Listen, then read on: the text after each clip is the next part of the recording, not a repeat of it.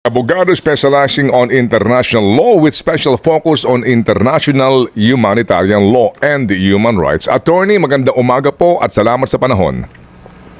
Hi, magandang umaga. Opo, si Ted at si Chacha po sa ating programa sa 1PH at sa 105.9 True FM. Attorney, ang ating pong unang katanungan ay yung pong inyong masasabi dito nga po sa binabanggit na marami na ngayon itong nangyari kay Pangulong Duterte kung saan nga siya ay naandun na sa dahig sa ICC ay hindi labanan ng mga Duterte o mga Marcos. Ito po ay usapin na po ng soberenya ng Pilipinas. Isinuko daw po ng pamahalaang Pilipinas ang soberenya ng bansa sa mga dayuhan. Ano po inyong masasabi doon? Okay.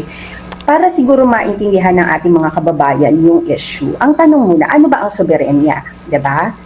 Ang ibig sabihin ng soberenya, kung ating titingnan ang definition nito under international law,